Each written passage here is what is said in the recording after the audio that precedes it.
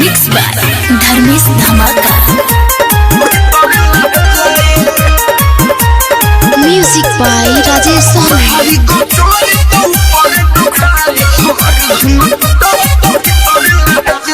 चढ़ली जवानी हमर भइल बा बमदे ई हमा के लाइकन में बाटे न दमदे।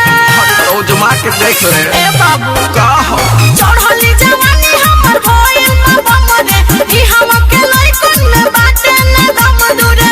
रह तू जाइबो दबाई दबाई दबाई। तो सुन महारी गो चोरी तो ऊपर दुखाई हमारी धन पुटावा तो भीतर ला जाई। महारी गो चोरी तो ऊपर दुखाई हमारी धन पुटावा तो भीतर ला जाई रे चला भीतर ला जाई। महारी गो चोरी तो ऊपर दुखाई हमारी धन पुटावा तो भीतर ला जाई। मघिया के लइका सब भइल दीवाना देखी के हमर नीचे के खजाना। लगिया लखौरा से बच के रही है मारी भवन तोला कुछ न कही है। का कहला हो मघिया के लइका सब भइल दीवाना देखी के हमर नीचे के खजाना। लगिया लखौरा से बच के रही है मारी भवन तोला कुछ न कही है। तो सुनो अरे पुलिस दरोगा के पीछे घुमाई जानी मचौले तबाही तबाही तबाही। तो सुन महारी जगिरिया टोला ऊपर दुखाई हमारी धन कुटावा तो भीतर ल जाई। महारी जगिरिया टोला ऊपर दुखाई हमारी धन कुटावा तो भीतर ल जाई। अरे हटो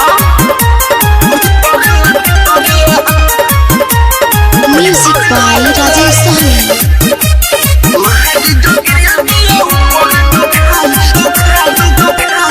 धर्म से धमाका बुझ जानी काचा बेहरा पैसा खवा के जाने बच्चा बच्चा। नरकटिया के लई कोना छोड़े साठी चनपटिया देखे तोहर ढोड़े का बुझलु हो विपुल मुरारी सुमित बुझ जानी काचा बेहरा पैसा खवा के जाने बच्चा बच्चा। नरकटिया के लई कोना छोड़े साठी चनपटिया देखे तोहर ढोड़े। अच्छा अबे राइटर छोटे लाल जी रहत दूर माने छटकन तो से रोकाई रोकाई रोकाई। तो सुन महारी औसने टोला ऊपर दुखाई हमारी धन कुटावा तो भीतर ले जाई। महारी गो चोरी तो ऊपर दुखाई हमारी धन कुटावा तो भीतर ला जाई। चढ़ली जवानी हमर भइल बा बमदे ई हमा के लाइकन में बाटे न दमदुरे। रह तू जाइबो दबाई दबाई दबाई। तो सुन महारी गो चोरी तो ऊपर दुखाई हमारी धन कुटावा तो भीतर